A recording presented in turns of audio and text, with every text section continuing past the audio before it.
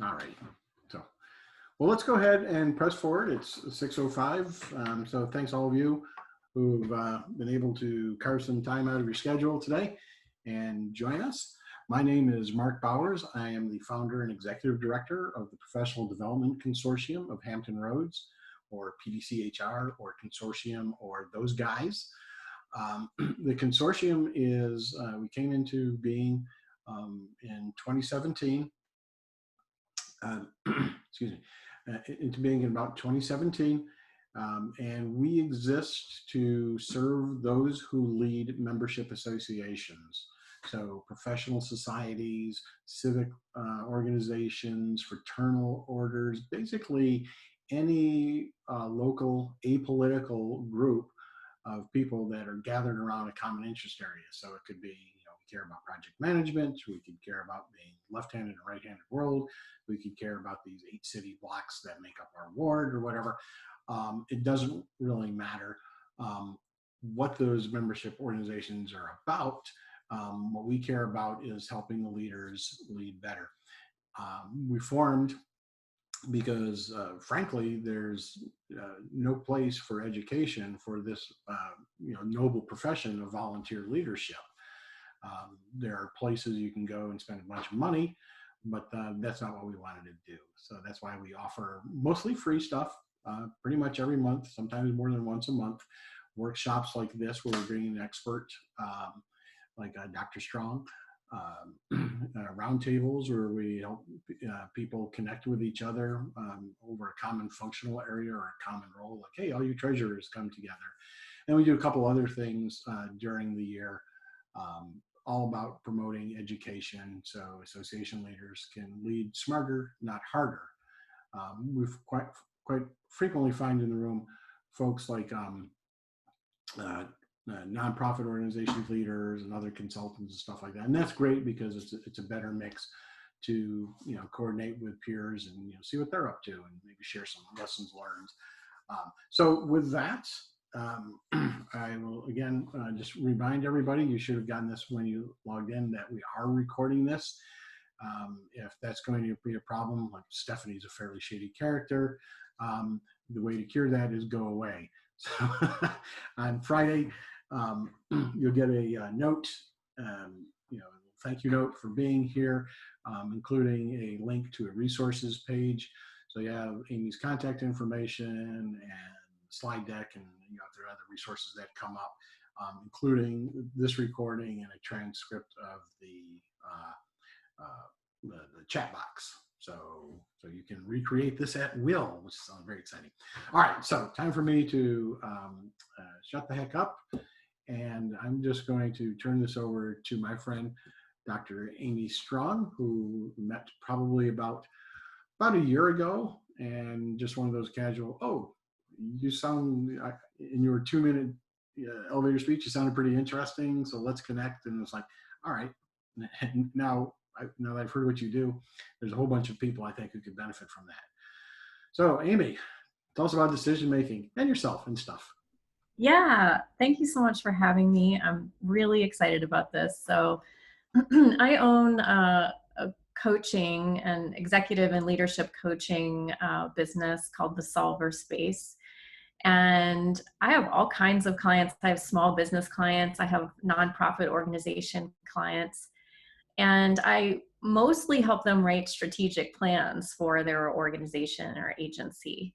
Tonight was kind of fun to think about it a little differently. So rather than from you've already made the decision, let's write a strategic plan around it, it's kind of one step behind that, or maybe one step in front of it. Once you have the plan, how do you execute it and make that decision?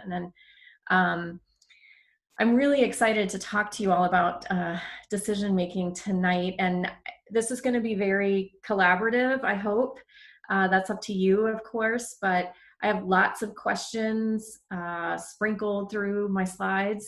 And what I'd love for you to do is just use the chat function to kind of answer whatever I'm saying. Give me some bullets, give me some ideas, give me some information, ask questions in there. I'll be able to see the chat as I go through the slides. And so we'll hopefully kind of have a little bit of a dialogue that way. We'll see how it goes. So I am gonna share my screen.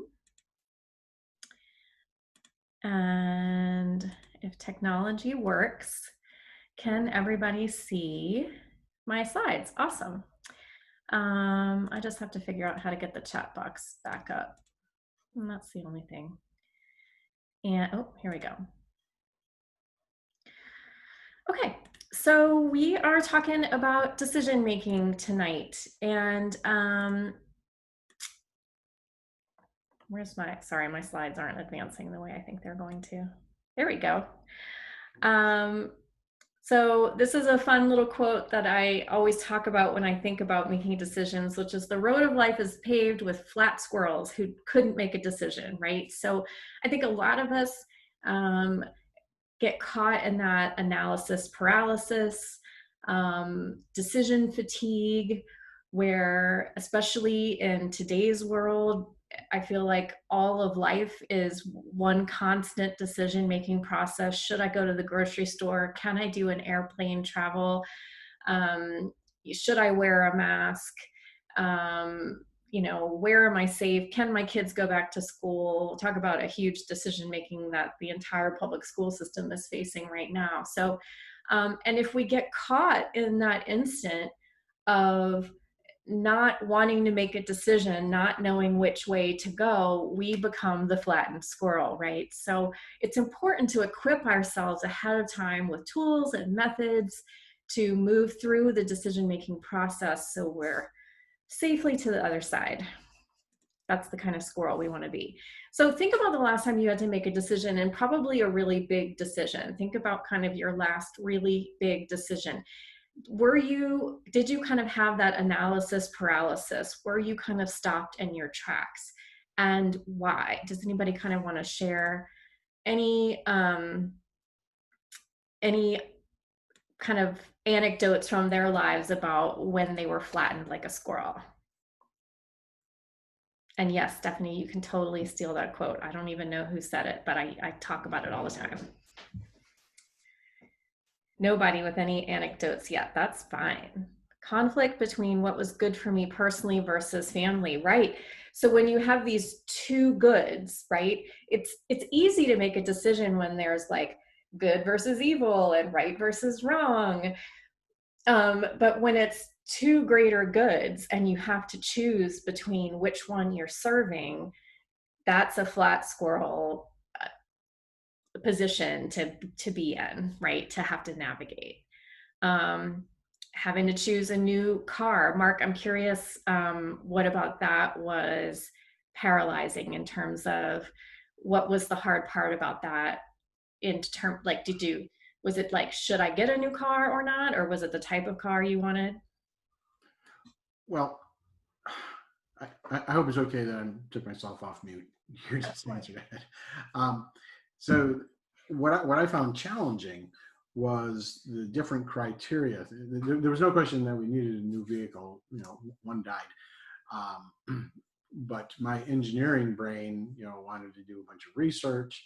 My wife's more artistic brain was saying, "I want this very specific car," right? Yeah.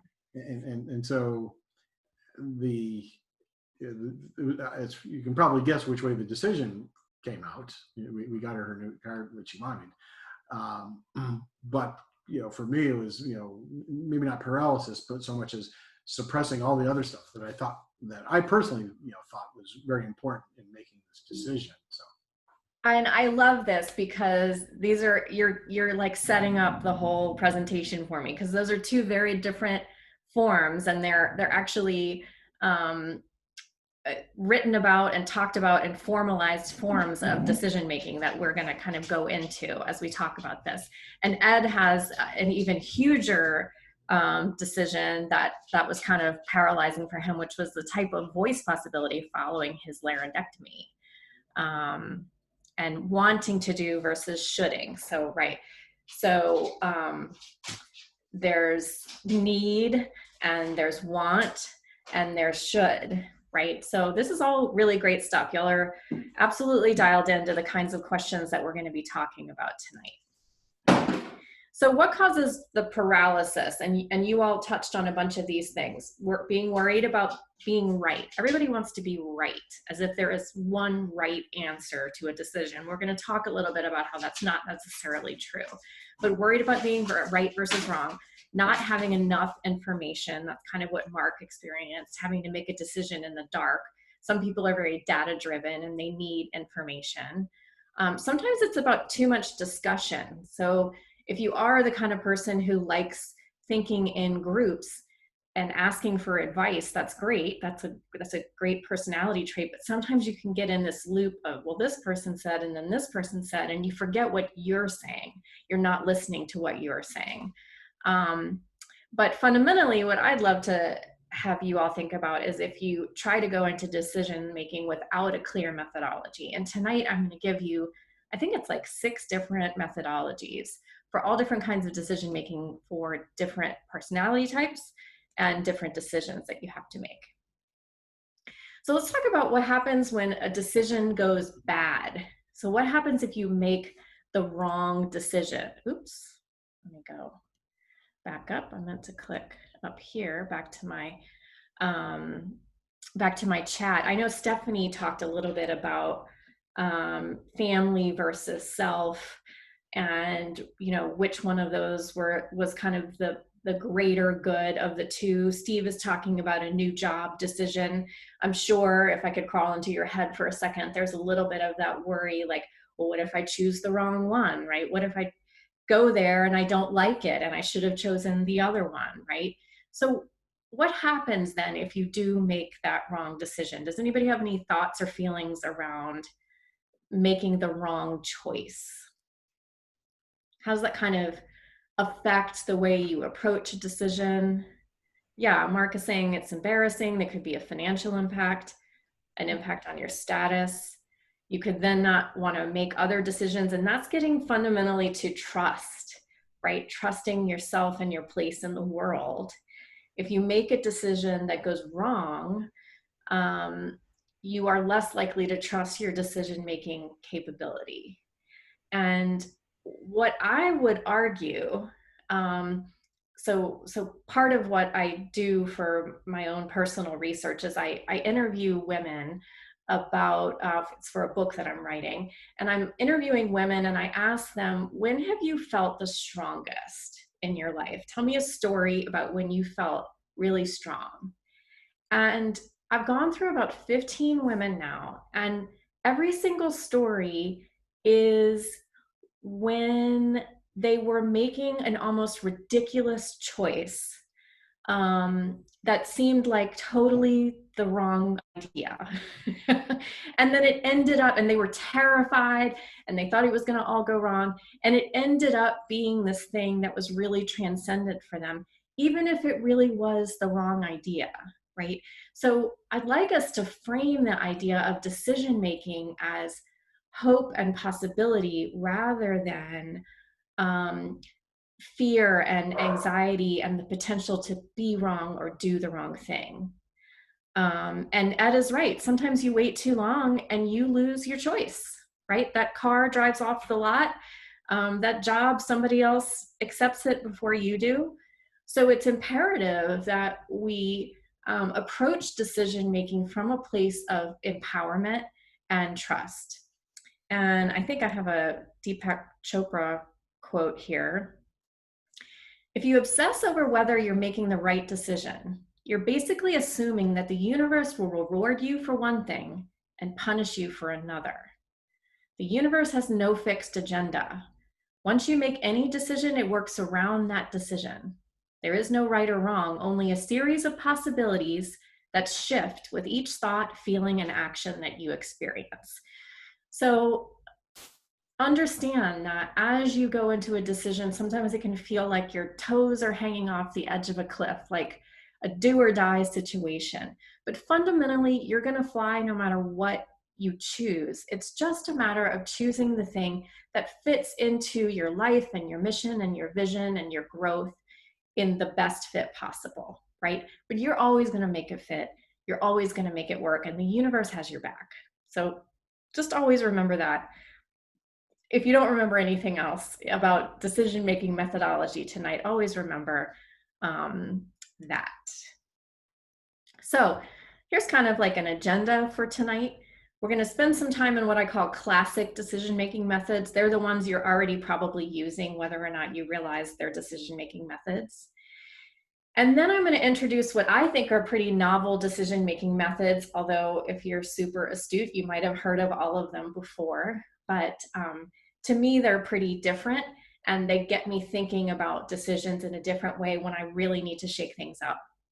And then lastly, we'll just touch a little bit on some good habits for decision-making, how to put yourself in a good space to make those decisions. So I will say that every time I click a slide, my chat box goes away. So if I'm not addressing your chat immediately, I reopen the chat box whenever I go to a new slide. So be patient with me. So the three classics we're going to talk about tonight are pros and cons, evidence-based decision-making, and going with your gut. So we're going to take well, first we're going to talk about which ones you use and why. So let me go back here. Pros and cons, hopefully everybody's familiar with that. You make a list where usually on the left side, it's all the pros about the decision, about the one choice you're trying to make, all the good things about it, the benefits, the advantages, the positives. And on the other side, it's the negatives, the disadvantages, the costs. And then you're kind of just left with this list. And we're going to talk about what do we even do with a pros and cons list, but just to remind ourselves what pros and cons are. I use pros and cons lists all the time in my personal decision-making. Evidence-based decision-making is what Mark was trying to do with his car. He wanted to go get data. He wanted to read consumer reports. He wanted to go online and read people's reviews about cars. He wanted to look at how much mileage you can get, the fuel efficiency, the cargo space, right? He wanted all these data points, and somehow he was going to make those data points converge around a decision. Going with your gut is more of what Mark's wife was demonstrating with the car choice, right? She had this feeling, and my husband is an artist too, and he does the exact same thing. Every time we pass a Jeep on the road, he goes, Jeep, Jeep, because he really wants a Jeep. He can give me 0 data points behind why he really wants a Jeep, but it is Jeep, Jeep, Jeep, Jeep, Jeep. So that's going with your gut. That is your body, your mind, your spirit, your intuition saying, that's what I want. I know it, I can feel it, and that's the car for me or the decision for me. So what do y'all do? Are y'all gut decision makers? Are you evidence-based decision makers? How do you usually approach decision making?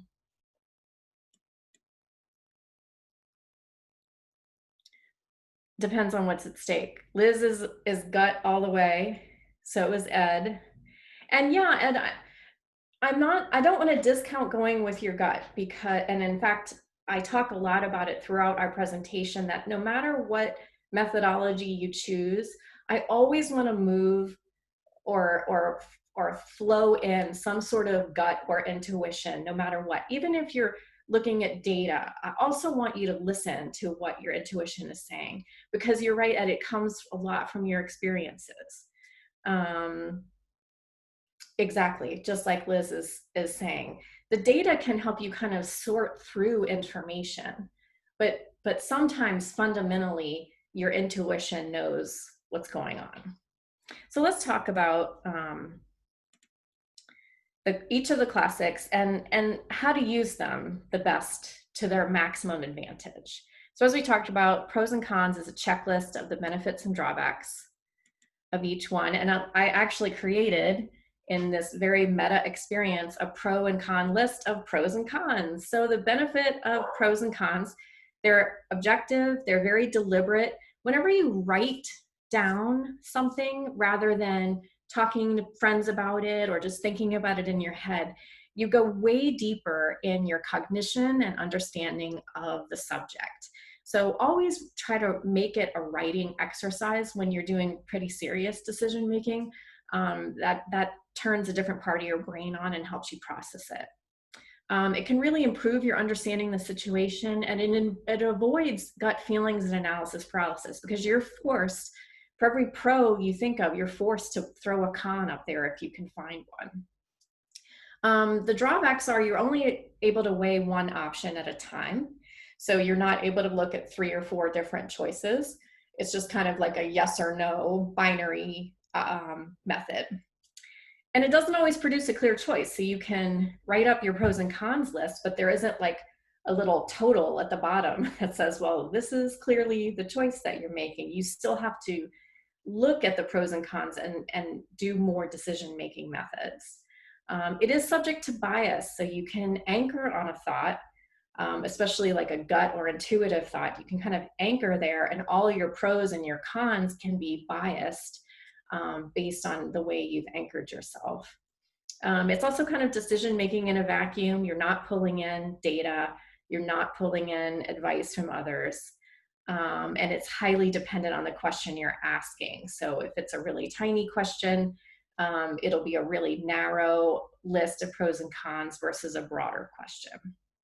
So the best way to use the pros and cons list is first, before you start writing out pros and cons, define your relevant factors first, right? So if you are looking at, should I get a new car today? Okay, so that's a yes or no question. So you want to look at, you know, how much money I have, and whether or not it will impact my status for the thing that I'm going to tonight. And you want to kind of list relevant factors down the left-hand column and write the pro related to each factor and the con related to each factor. So that way you kind of are scoping it a little bit better, so you can look at the decision a little more clearly. And then you want to rank them. So if money is the most important thing, like you have to come in on a certain budget, then that's the most important pro and con to weigh. Whereas if comfort is kind of not super important to you, then it should be kind of further down the list. And always combine it with a discussion and gut feeling. So one thing you'll hear me talk a lot about tonight is recently I kind of had this choice that I had to make between 3 different new job options, right? And I sat down and I wrote a pro and con list for each individual job option. And then it wasn't any clearer. The decision still wasn't there, which is kind of the point I'm making about pro and con lists. So then I took it to, of all places, my parents' house. And my dad is a former executive, and he's great at helping with things like this. And I just said, hey, will you just hear me out? And pretty soon I put the pro and con list down, and it became more of a discussion with him that was informed by the pros and cons I had already worked through in my head, but it became more of an advice building session. And it really helped me kind of work through that. And then fundamentally, I had this feeling in my gut that wasn't necessarily even supported strongly by the pro and con lists, but I just kind of knew in my heart what I wanted for those jobs, right? So always try to use those in combination and see if that changes things for you. Anybody have any examples of how they've used pros and cons in the past? Does it work for you? Does it not work? Yes, and Stephanie's saying balancing your head and your heart. I love that. Thinking through things. Some people are just up here. We live up here. We're thinkers. And some people are like feelers, right? And I think you need a healthy mix of both in a solid decision making. And Mark, I'm really glad you're bringing up Malcolm Gladwell and instinct, because I do refer to his book Blink when we talk about going with your gut and gut feeling. So I will talk about him in a little bit.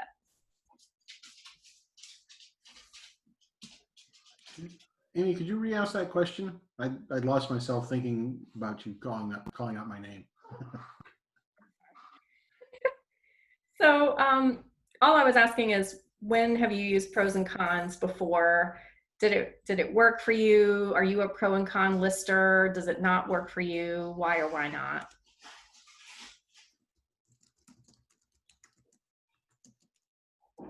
I have a feeling I'm the only pro and conner on here. It's something I've been using since I was like a little girl. I love it. Yeah, I do pros and cons. I sometimes have to have multiple sheets of paper because there might be multiple options. So you have to pro and con each option.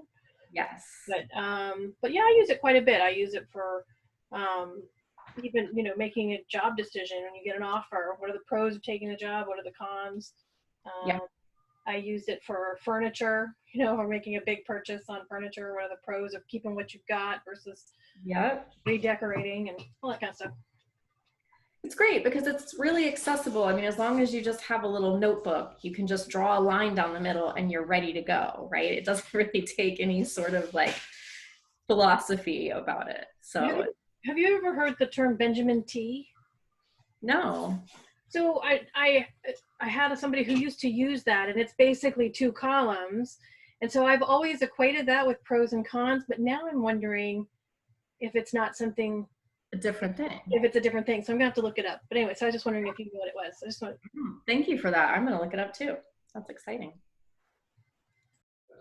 Okay, so let's move on to evidence-based. And evidence-based decision-making is like a whole thing. It's a whole methodology. It's taught in psychology and sociology and in business schools. And it has basically some version, no matter where you read about it, of these steps, which is you define your problem, you define the thing you're trying to make a decision about it, and then you identify your objectives. This is one key step that I think a lot of us miss. We just focus on the problem and the symptoms, and we're not thinking about what you want the outcome to be, right? So instead of making a decision to fix symptoms of what's wrong, think for a little bit about what do you want? What do you want it to become? What do you want to achieve by making this decision? It kind of changes a little bit the scale that you end up thinking on.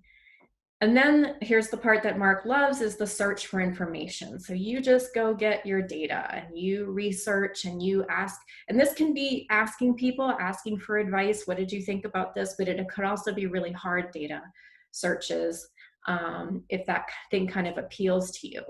And always looking for alternatives in that search. So this is the other thing that I have a real hard time with. So I'm very solutions driven. And as soon as I laser in on a solution, I kind of just won't stop looking. I just look at that one and figure out, okay, how can I execute that, right? This evidence-based methodology, as well as a couple others we're going to talk about today, require you to have a step where you get creative and you just start to try to focus on, well, what if it wasn't this? What if we did this? What if we did this? What if we did this? Even if you know that you're going to throw them out at some other time, you always want to do an analysis of alternatives. Then you're looking at consequences and trade-offs of all of those alternatives, kind of like what you would think of as a cost-benefit analysis. And then it kind of all then leads down to a choice. So unlike some other methodologies, evidence-based decision-making is just like a funnel. And it presents to you like that little total at the bottom that says, ding, ding, ding, this is your choice based on all the data that we've gathered. So the benefit is you really avoid bias, any kind of biasing, because you're gathering data, you're throwing your own anchor off, and you're just seeing what do other people and what do other data points think about this and have to say about this. It generates multiple alternatives, so you don't get that tunnel vision about it. It has that writing, an analytical component that gets to that other part of your brain. Improves your understanding of the situation, and like pros and cons, it can avoid being swayed by gut feelings or analysis paralysis. The drawbacks is I find it sometimes too clinical, so depending on the kinds of problems you're trying to solve or the kinds of decisions you kind of make, it's not necessarily always the way to go. When I'm choosing a refrigerator, yeah, evidence-based decision making is probably the way I want to go. But something like deciding what to have for dinner tonight is not necessarily needs to be ratcheted up to that level of evidence-based methodology. It's pretty time consuming. So it's not just skittering off a pros and cons list really quick, 3 things pros, 3 things cons, and then you look at it. And it's certainly not as easy and quick as a gut feeling analysis. So it really is sitting down and dedicating some time. And it relies on you defining the problem right. So remember that first step was defining your problem, and everything cascades from that. So if you're not, for some reason, not looking at the problem in the right way, then you can kind of get faulty output at the end if you're not careful. So any thoughts? Oh no, we're going to talk about how to use it wisely. So defining the problem the right way is defining it broadly, right? So I was reading an article the other day where a woman was trying to decide whether or not to take this new job. And really the problem she wanted to solve was, how can my family income increase by $3,000 a month? So it wasn't about saying, should I take this extra job? It was, how can we get this extra income? Taking the job is one of those alternatives, but are there other ways to go about that? Another question could have been, do we really even need the $3,000 extra? You know, what are our needs, kind of thing, and kind of cascading down from that.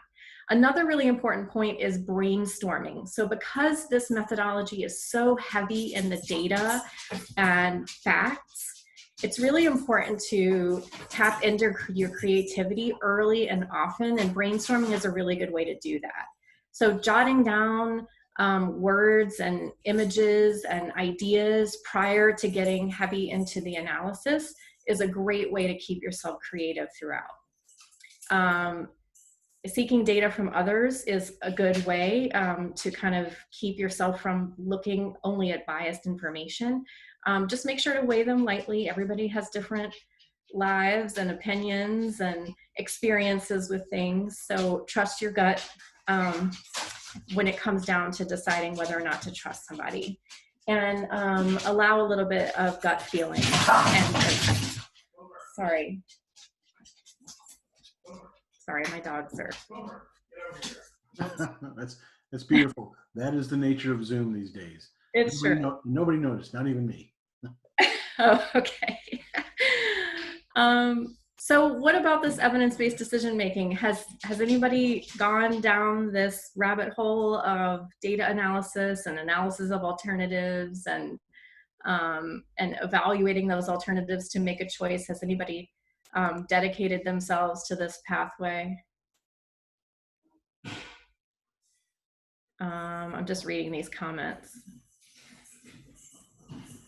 Right, so Mark's got a good point. So expected results is important to evidence-based decision making. So getting at what Stephanie brought up earlier, that need, want, should is really critical for the evidence-based, because you really want to make sure, again, it's like a whole big train or a machine. You want to make sure you're pointing it at the right thing.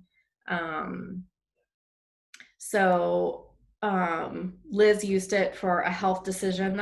Yeah, absolutely. That's a multifaceted decision that isn't just as simple as a pro and con list. You really have to kind of deep dive into it.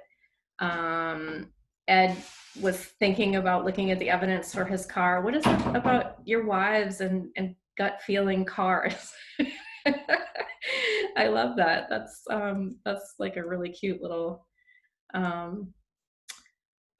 marriage advice, I guess. And then Stephanie's talking about contingency planning.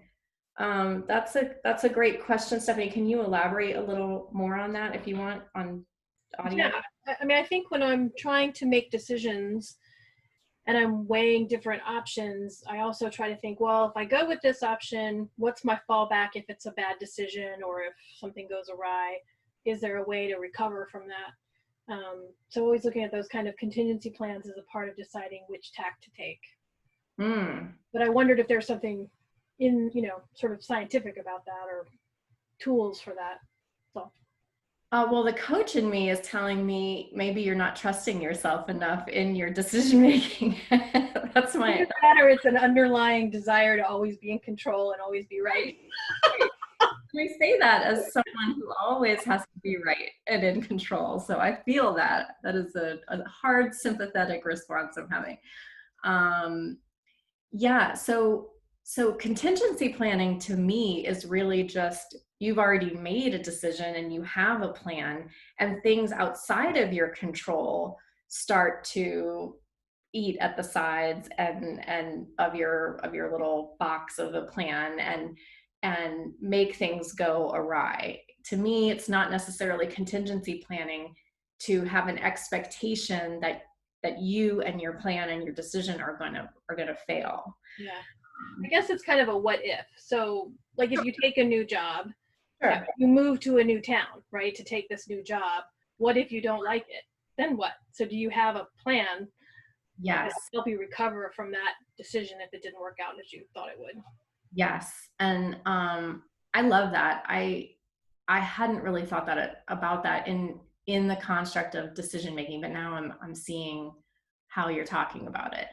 I wanna work a little bit with the novel methods with you, and with an eye on contingencies with that and what ifs. And let's see if those novel methods can kind of unpack and break apart some of those what ifs for you. I think at least one or two of them will fold that in a little bit. So let me know what you think after we get through those.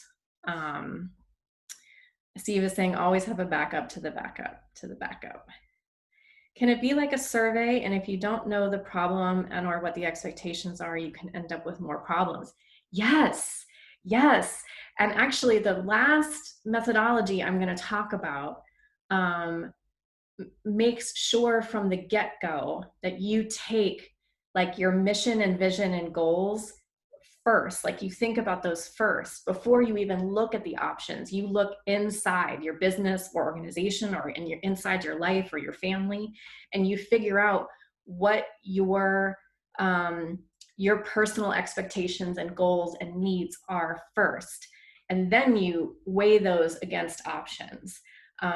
Because you're right, it's like garbage in, garbage out, right? So if you don't set up the frame properly, you get something that is spit out of the machine that's not useful, right? And it's not, we want to make decisions that are authentic and consistent with what we already know and believe and do, right? We don't want to have this decision come out of left field that's like, why would I do something like that, right? Why that's not like me. That's not, I'm not saying don't take risks, but I'm saying act in authenticity with the kind of life that you want or the kind of business that you want to run. So that's a great point, Ed. Okay, the last of the classics, going with your gut. And this is kind of a fun one. I don't do this one nearly enough. And I'd like to work more with this one as a method because it's a really powerful one. And what Mark brought up earlier, Malcolm Gladwell's research on instinct, and I thought of his book called Blink, which is the best example I like from it is when you walk up to someone you haven't seen in a super, super long time, and suddenly you can't remember their name. Well, for the first like millisecond, nanosecond, before you just realized you didn't know their name, you actually did know their name. It was like right there, right? It's on the tip of my tongue. We say that. But here's the thing is, no matter how much thinking you do to like think your way to that name, it's not going to come really as readily or easily. I mean, sometimes I have to run through the whole alphabet and I'm finally like, oh, his name is Mike. That's right. His name was Mike, right? But you're so far gone into your analysis by the time that's there. So his research showed that all you need to know and all the decisions you make about whether you like a person or not, whether you want to do something or not, They're right there. They're in like your prefrontal cortex, which requires no analysis whatsoever. And so there is this part of you, this very primal part of you, that knows things and does things and wants things without any sort of calculation. And it's your intuition, right? So the benefit is it can avoid analysis paralysis and overthinking. It's just right there, your heart or your gut or whatever, wherever you feel like the feeling comes from, that's where it's coming from. The drawbacks to going with your gut is it doesn't always produce a clear choice, and it's the most biased of all possible methods. It's by nature that way. You're also kind of decision making in a vacuum. You're not getting data and you're not really getting advice from anybody else. You're just kind of making the decision internally. So as Liz had said, like she gets some data first and then she kind of goes with her gut. So she's making sure that that intuition is still informed in some way by outside influences that might shape her thinking a little bit. How to use it wisely? You got to trust yourself, right? And you want to combine it with data gathering or other objective sources of information. But don't let your gut feeling get tarnished or refocused by what other people think. Because then you're just combining like your heart, mind, gut feeling with somebody else's. It just gets all mishy, mashy, washy, right? So if you're going to go with something that's not a piece of data on a piece of paper, go with what you're saying inside. Yeah, it's interesting. That last example about combining with others sounds like a shortcut to everybody being fairly dissatisfied. Yes, right? Like government work, right? Like mediocre all the way around, like C grades for everyone. And that's not really the way to make a powerful decision. It's not a powerful place to come from. So where are my gut intuitive decision makers out there? What kinds of, and I really am asking this question out of curiosity. So what kinds of decisions do you feel like you can make using entirely your intuition or your gut? I can't even choose what I want for lunch based on my gut feeling. Literally my gut feeling. Ironically, when I got my diagnosis of throat cancer, the doctor came in and said, told me what I had and I said, so what do we do? And he said, well, I can try to do a partial laryngectomy, and there's probably a 95% chance it'll come back, and you'll need radiation or chemo. And then he said, or 60% rather, I'm sorry. And then he said, I can do a total laryngectomy, and the odds of it coming back is less than 5%. And it took me about a second and a half to say, cut away. Mm-hmm. So, yeah, really didn't look at either one of the options. And I just kind of said, I like those odds better. Go ahead and cut. So, and here I am today. Absolutely. And what a powerful decision to have to make in an instant like that. But you knew exactly what you needed and wanted. You knew that neither decision was really a bed of roses, right? So those are the extra difficult decisions to make when both options seem like, well, I don't really want either of those, right? To say that you were able to do that with your gut and your intuition is a very powerful testament to how well you know and trust yourself. Eve is saying, buying a house 3,000 miles away, sight unseen, twice. Wow, you must be in the military. That's the first thing I'll say. And yeah, that's great. That's huge, twice. That was more my wife's decision, I think, than mine on that. But yeah, no, it was, did all the analysis up until a point, then decided to pull the trigger. And our thought process with the whole thing was, well, it's a house. And a lot of people think it's a big deal. It is a big deal. Don't be wrong, but it's like, well, something's wrong, you fix it. All it is wood, plaster, paint, hole in the wall. It don't matter. I mean, you just fix it. And if it's the right spot, the right area, and where you want to be, and both decisions have panned out to be quite a good financial investment over the long run. One we were from Hawaii to we were in Hawaii to Norfolk, and then the other time we were in Rhode Island to California. So we just couldn't get out there and didn't want to spend the time to go out, so we just did the pictures and the walkthrough, and people thought it was, we did in 2001. It was really weird. People didn't do it that much now. Now people do a little bit more. Yeah. That's really great. I love how well, again, you and your family know yourselves and know what's important to you and what's not important. That's a really quintessential element of powerful decision making. Being able to say, I'm not even thinking about any of these things. I don't care, right? I don't care what color the walls are. I don't care if it has a pool in the backyard or not. Like I'm not thinking about any of those things. These are the 3 things that are important. That's laser focused decision making. And then from there, you're able to say, yep, feels good. Let's do it. Right. And the interesting thing, one of the key factors in all that is that, well, we're only going to be there 2 years or 3 years. Right. And we knew that it was going to be a rental afterwards. So our long-term gain was how we're going to make this a rental for investment properties in the end. So if the rooms weren't the right size or they weren't the right set, I mean, 2 years, I can stand on my head for 2 years now, and then you move along. So it's going to be a challenge now that I'm getting ready to retire, when I actually have to buy a house and I plan on living in it for a while. I'll have to get back to you with that decision process, because that's a different challenge. Different. I was a Navy wife for many years, and I used to say I could live anywhere for 2 years. Like I don't care. Send me wherever. I can do it for 2 years. But you're right. The picking the place to go is big. Stephanie is saying, and this is really, I never even thought about this way, but talk about gut decision making. I guess I do that a lot in parenting and disciplining, because I was a single mom for a really long time.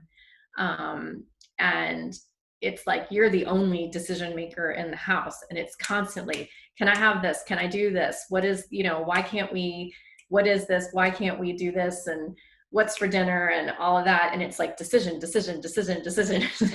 there's no time to analyze.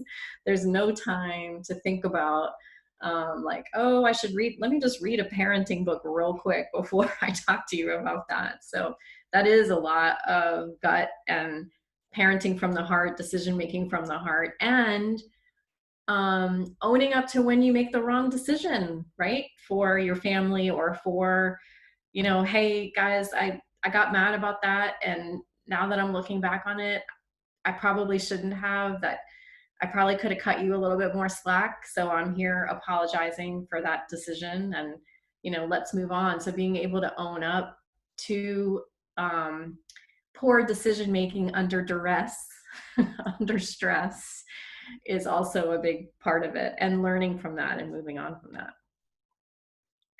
Mark, are we going to get to hear your proposal story? Well, I made the mistake of trying the pros and cons, and that didn't make any sense to me. And then gathering evidence, there just was no positive evidence to be gathered. Right. So I just went with a gut check. And so 23 years and a week later, it seemed to have worked. So that's worked out pretty okay. I think that was a good decision that you made. At least on my part. I don't know about Crystal's part, though.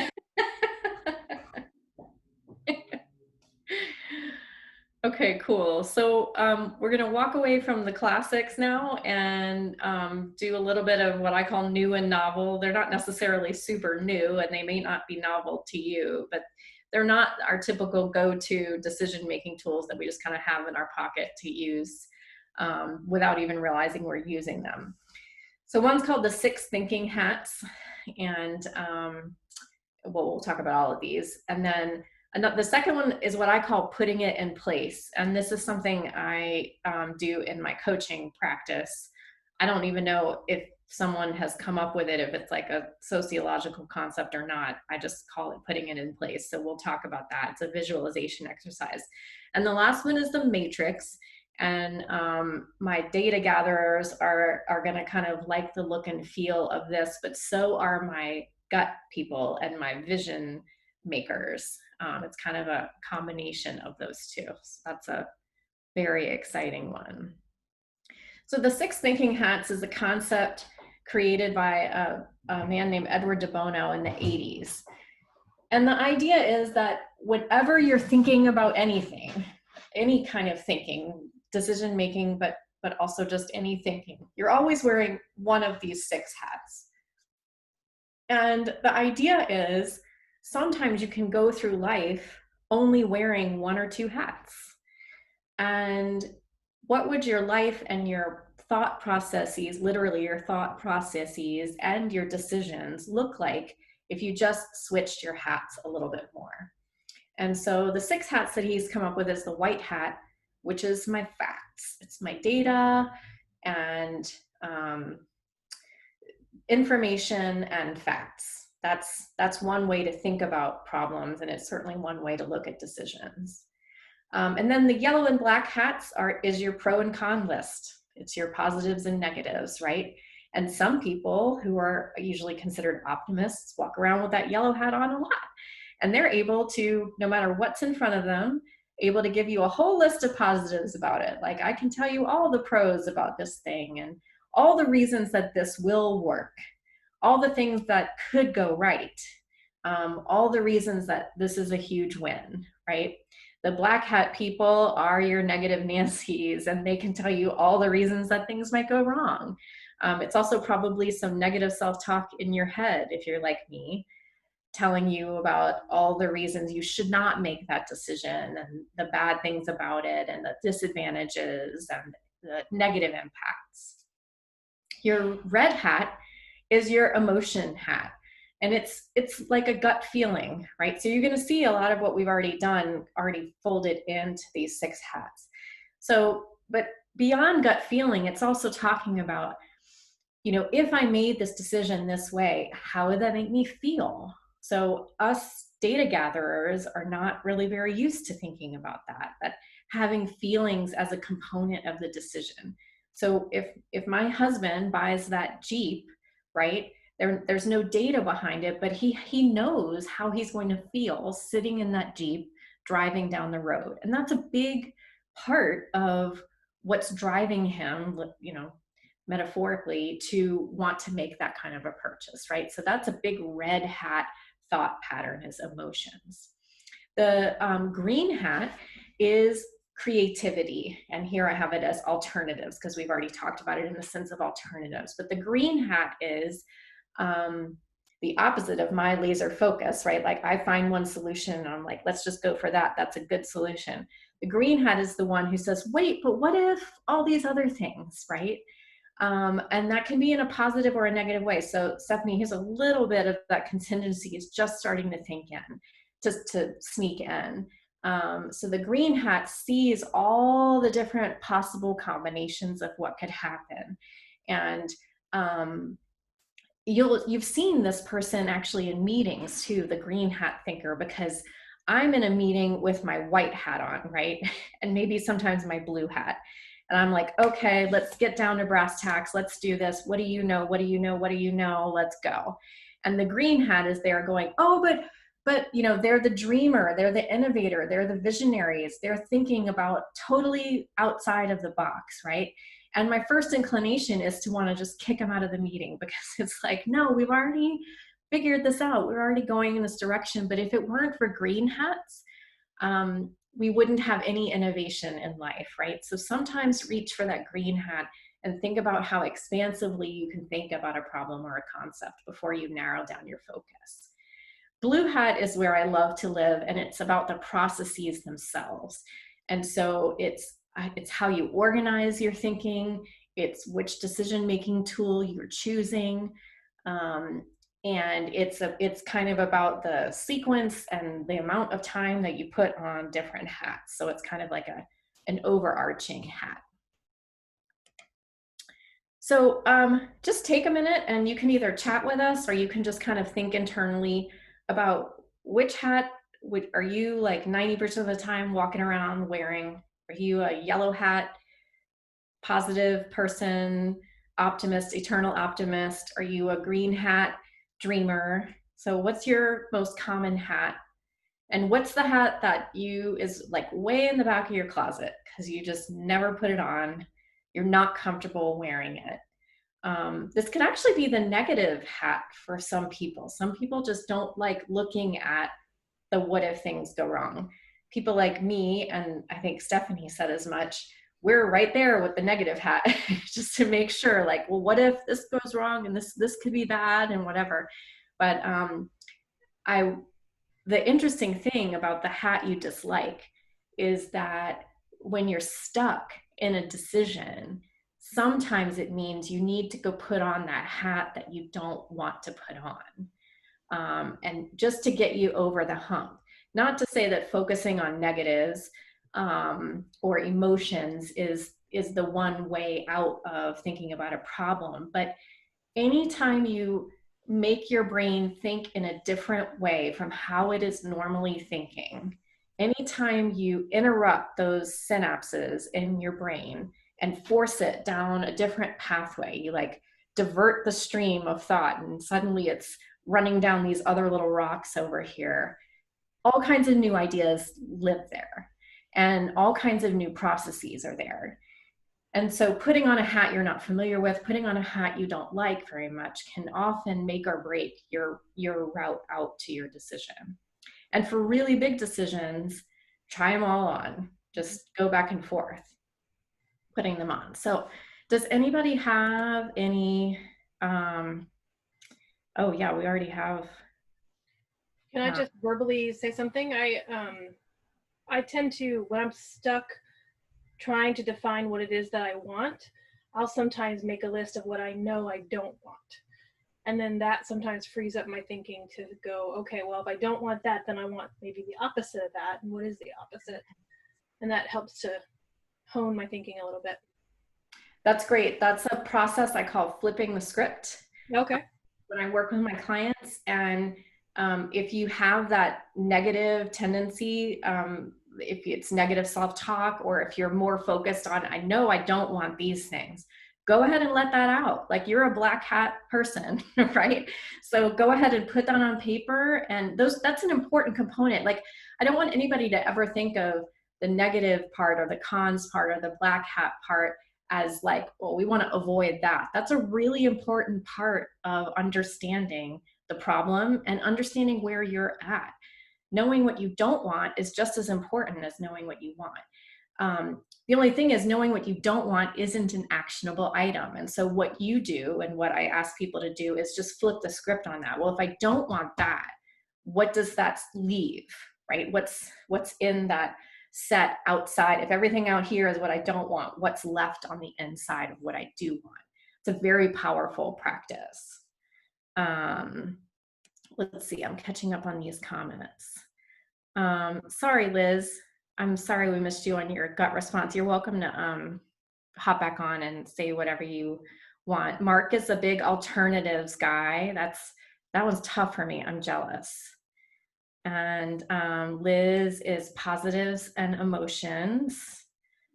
Steve is everything except that emotions hat. And Ed's been pushed into facts instead of alternatives. That's really interesting. It's all over the place, all different kinds of things.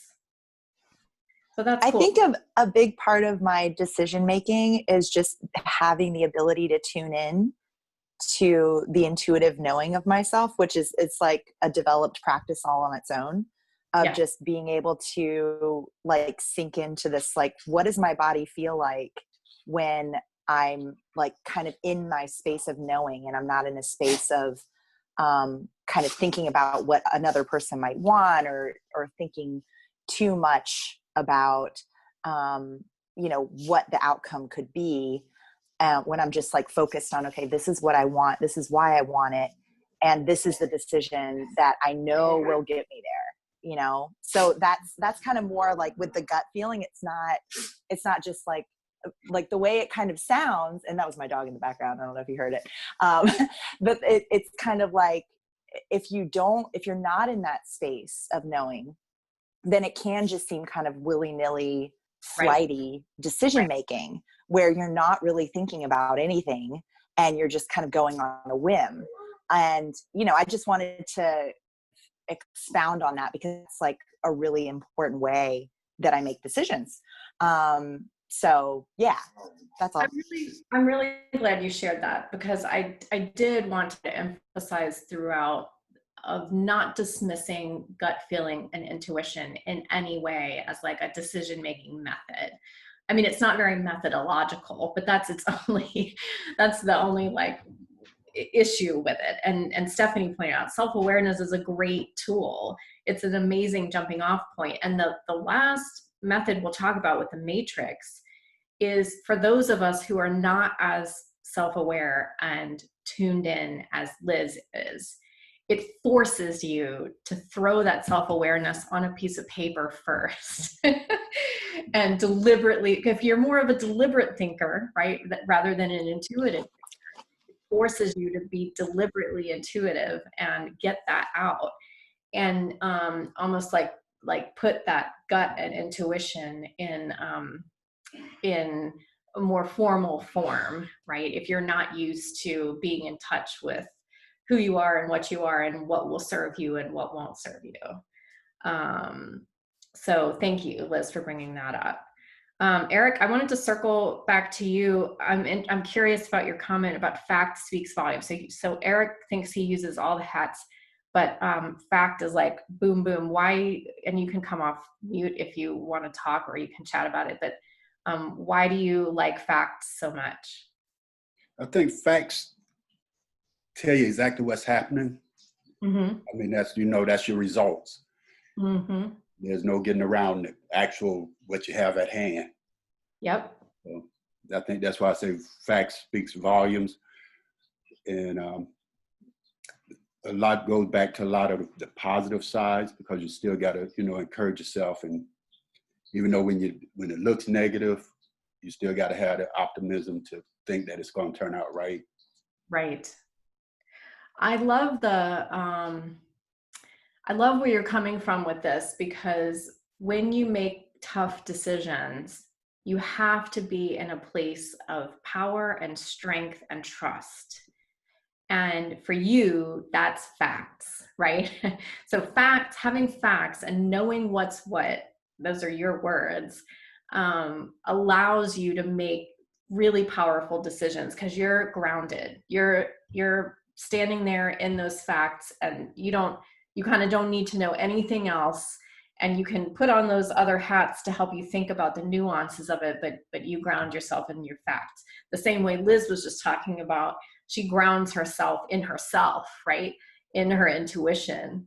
So it's really cool that, without even realizing the methods behind it, you all are already finding your place of power that you can make the most confident decisions from, and that's just going to be different for everybody. So that's very cool.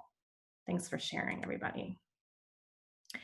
How much time do we have? Okay, I think I'm going to keep going, but one thing I want you all to do on your own time, if you like, or maybe at the very end, if I end up talking faster and we have a little time, is to take a problem or a decision that you're mulling over and take some time with each hat, or maybe just put on the hat you don't normally wear and think about the problem just from that perspective for a little bit, and just kind of see how that comes out. But we'll either revisit that for homework or at the very end if we have some time. So putting it in place is a visualization exercise. And for some people, that's a little too tough to do. If you're more of a deliberate thinker, this might not be for you. I personally really love this. There's something very intuitive about it. There's also, again, I think I've said this 5,000 times, but anytime you get your brain to think of in a different way, to take the problem away from your laptop screen, away from your notepad, and put it in a different context, suddenly everything seems totally different. I can't even tell you how many times I'll do this exercise, and it's like, if it was a movie, there'd be like that, whoa, sound in the background, and like an angel soundtrack of like hallelujahs, right? Because I don't understand, the brain is just a beautiful, complex computer, but this is one of the most powerful decision-making moments that you can have with the visualization. So the idea is, this is for a decision if you have multiple choices. So I can choose this job, or I can choose this job, or I can choose this job, right?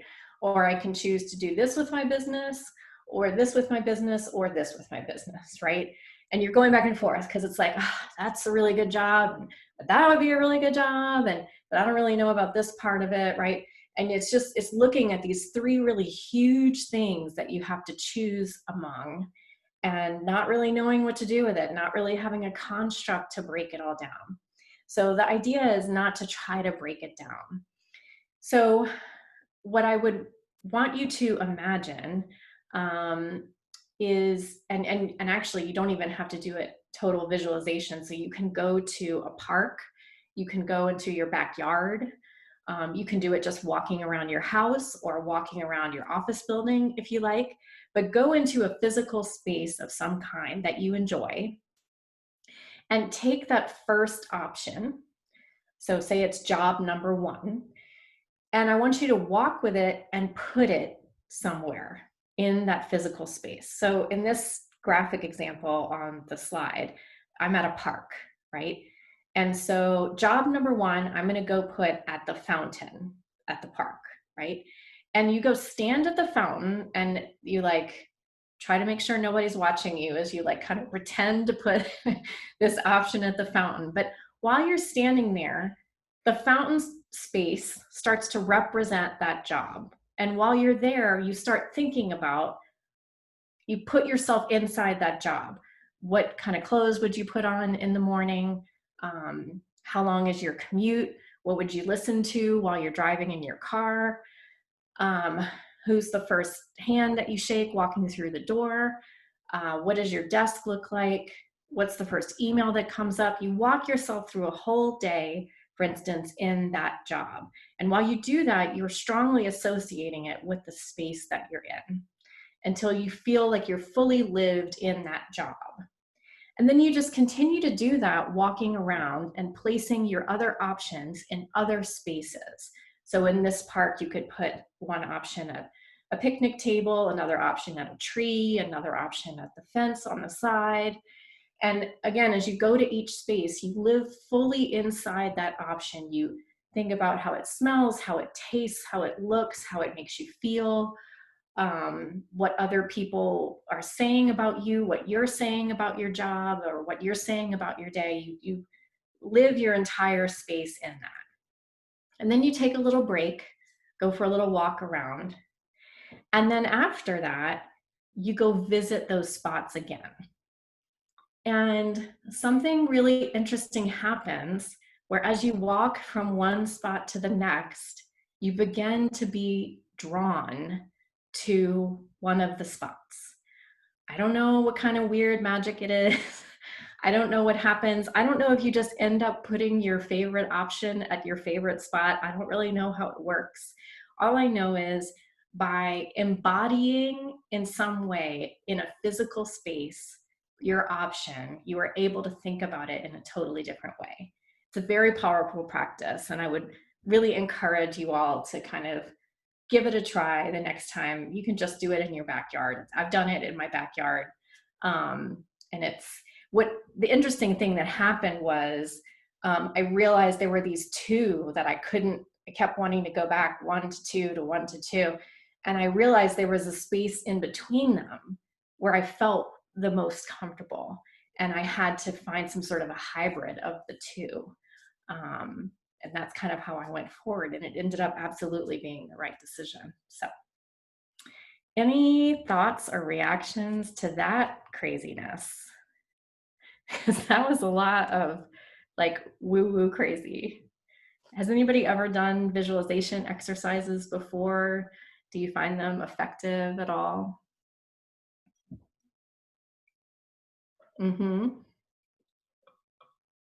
Yeah, Liz is big into visualization.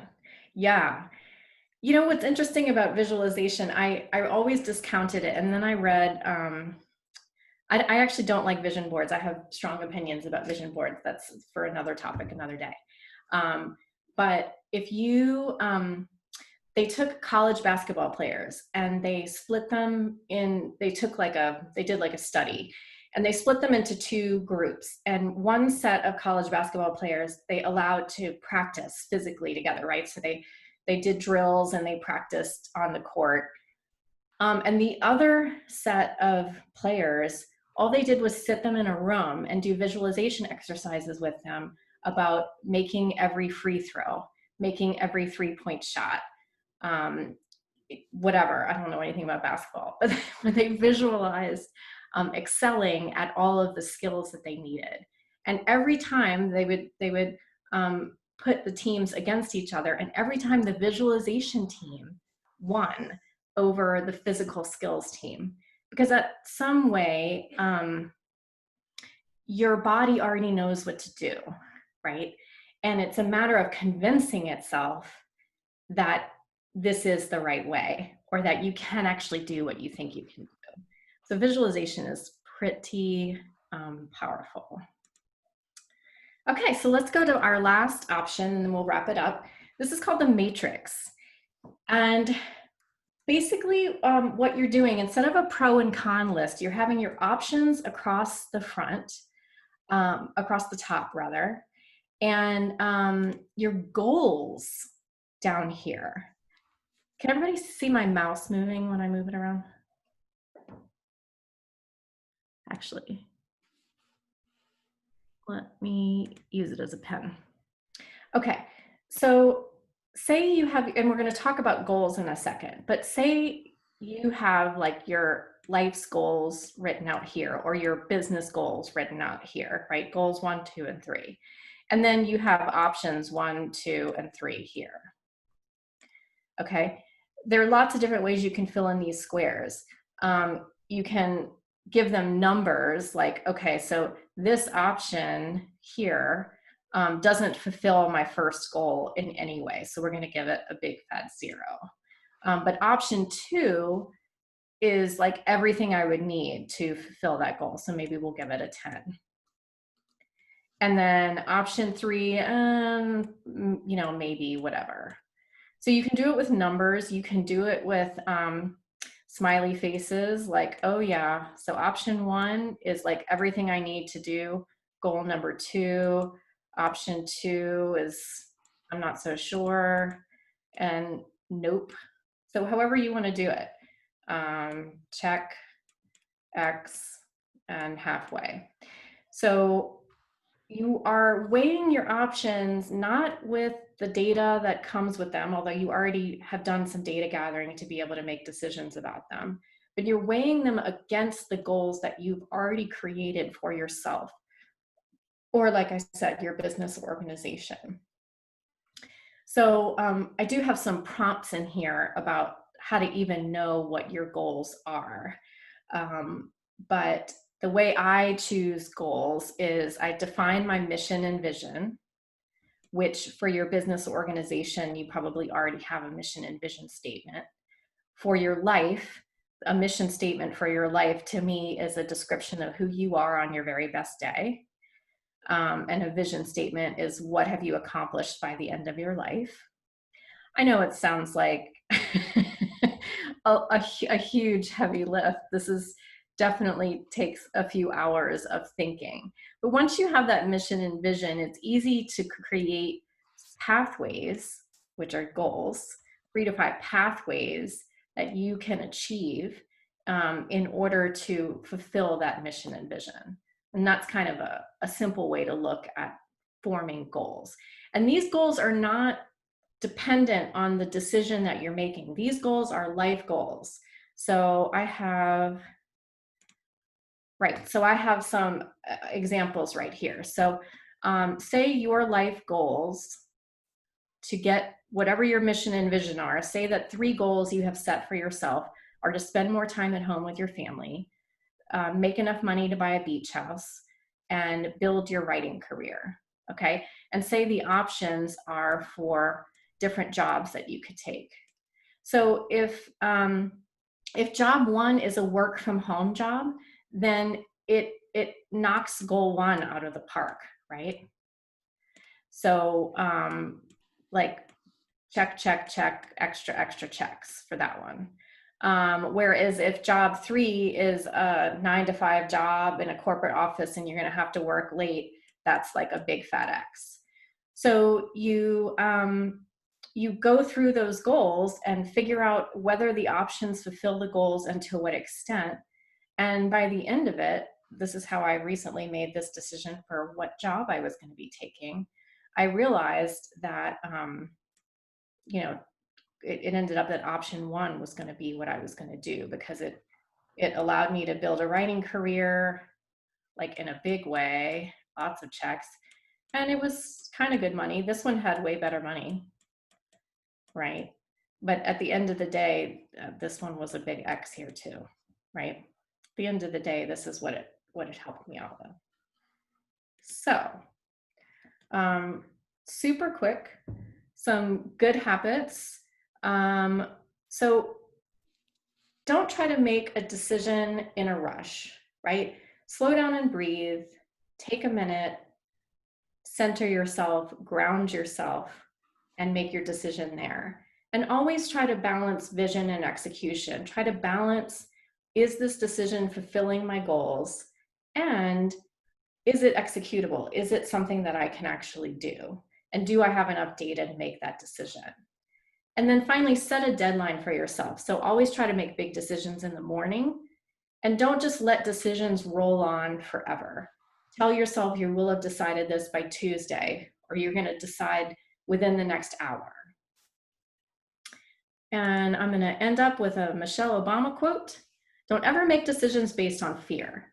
Make decisions based on hope and possibility. Make decisions based on what should happen and not what shouldn't. And that's all I got. Wow, that's great, Amy. Man, a lot of stuff going through here, and I was watching everybody. Well, those are I could see taking notes. You know, Good. in the chat. This is really neat. You know, I kind of came into this when we first started talking about this with some old some old saw about decisions. That's what you make when you run out of time or money. Right. Right.